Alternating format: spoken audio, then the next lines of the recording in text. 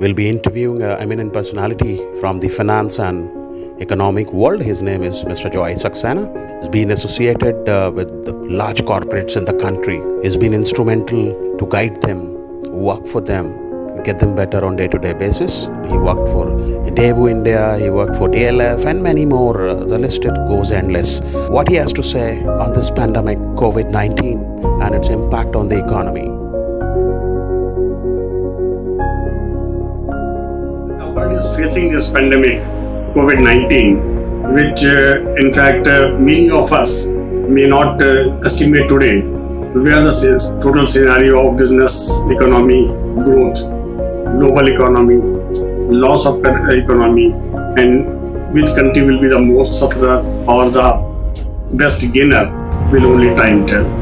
But based on the experience and the understanding of the entire scenario which is emerging out today, based on various discussions coming from social media, electronic media, various TV channels, one thing is very clear, कि जब वो दिन नहीं रहे तो ये दिन भी नहीं रहे. It means any crisis which the globe has experienced in past always had a solution with human brain coming out with the solutions. So it is a time factor. As we know, various vaccines are under preparation which may get ultimately hit into the market going forward.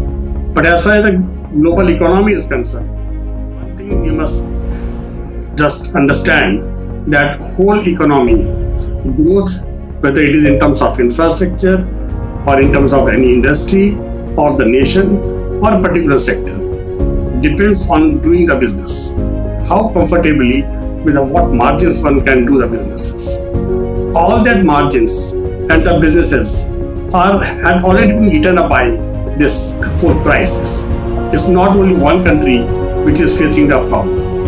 Now the entire globe, as we know, the hard currencies, the exchange of currency between the two countries, trade, import and export, has been totally dependent on each and every country wherever the trades are happening. So it doesn't mean that only one or two segment of the whole world will be affected. It is going to impact almost all the countries in the world. And maybe China may be the most or the least sufferer. India can be a gainer. That's a question always pending and remains for the debate going forward. But whole economy loss which we are going to see is nobody has experienced and nobody can think about at what level it will go. Just imagine if for 2-3 days or maybe 4 days in a month, if a manufacturing plant or a trading activity is just stopped, then also we start experiencing huge loss in terms of businesses, profit, cash flows, which always impact for payment of various overhead expenses or the salaries.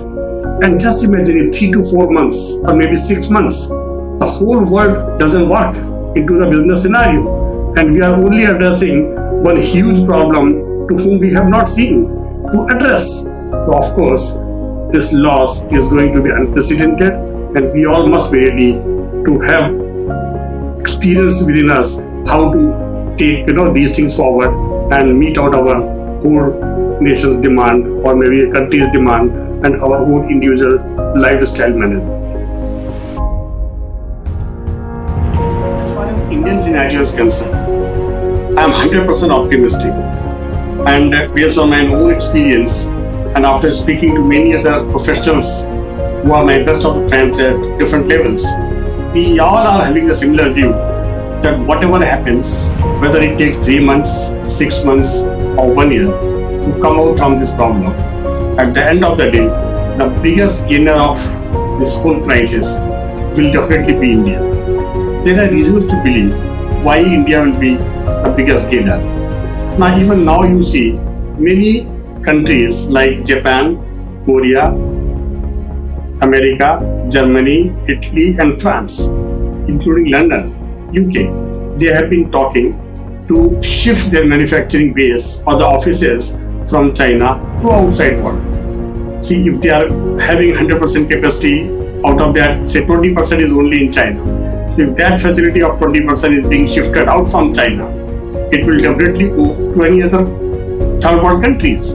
And in that scenario, Myanmar, Bangladesh, Thailand, Indonesia, India, Far East countries would only be the attractive points. And out of them, India looks most handsome because of certain reasons. We have clarity in leadership. We have clarity in taxation structure today. We are most cost efficient. Our cost of labor is very comfortable. Availability of land is not a problem. Availability of labor is not a problem. Availability of the young professional is not a problem in this country. So we can accommodate and support the dreams of those companies who want to shift their base out from China, and India could be the best attractive destination. If all these things happen, in that scenario you can imagine how fast our economy will be bounced back. Because entire business will bring not only a business, but the back-to-back whole chain reaction of doing a business. Manufacturing, India itself has a lot of consumption of those manufacturing what they are going to do in India. Balance, of course, the whole products could be exported out from India. So the economic bounce back of India is slated to be in the air. But the whole problem remains how to address this issue so that this destination of India remains attractive for those countries and companies who are going to shift the base. For that, our balance of taxation structure, direct taxation structure, your indirect taxation structure, which has already become a lot more streamlined now after the new government has taken over from 2014 onwards. And we are just going to encash all those corrections which we did in last 5 years. Because there was a fundamental support on the basic, taxation infrastructure of the country, I would say. Like the base has been created for attracting the FDI and the various investments. Probably these all initiatives already done by the India will give a very fruitful results going forward. And our economy is, after 3 to 4 years, or maybe in next 5 years, we are 100% sure as a professional, and whatever we can understand from the global economic trade situations, that we are going to bounce back very, very strongly. After the lockdown is lifted globally and also in India, the challenges which are going to be faced by all of us are phenomenal. The entire lifestyle of how to live, how to do business, how to travel, what to eat, whom to trust, how to interact with people. The entire thing is going to change. The free trade is one thing, that is a part of economy, but a free movement of man, material and machine in itself will have a lot of challenges. You can't expect that you will travel very frequently the way you were doing in the past. Now, if you want to travel, there would be very, very huge restrictions from the country from where you are deporting, and for the country where you are going. I am sure that all the countries will have their own guidelines how to control and check the re-spreading of the virus through the transfer of the men, either whether they are coming for the tourism or for the business or for trade or for meeting their own relatives and friends or children. It's not going to be that easy. Secondly, your eating habits. Definitely, I'm sure many of us will live non-vegetarian or would like to have fresh fruits, fresh vegetables, going to market, pick their own stuff by properly process of sanitization, cleanliness. It's not going to be the same story which we have been experienced in our lives.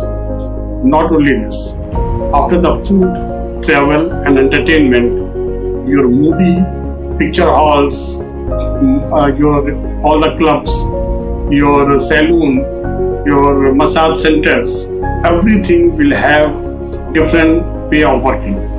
Our business models are going to change, lifestyle going to change, and we are only just dreaming today how it will look like. But time will only tell how it will be the actual situation. Oh yes, after this, whenever the business are going to restart, whenever the manufacturing are going to restart, or any service or trading activity is going to restart, the way of doing the business is going to change, because number of people with whom we have been depending so much, many of us and many of the businesses would not like to have a similar kind of strength because of the two reasons. One, the whole style of doing a business will change. The businesses would not like to have dependency on the people. There are so many people are working, number of headcounts would not be that important. It could be a lot of things which could be mechanized, or work from home strategy would work. Huge losses in terms of employment is going to happen. I think last 2 months only we have experienced more than 5 million losses in US, and more than crore losses already happened in our country. These small traders or the businessmen are not paying salaries. Small business houses are also having a huge cash flow problems.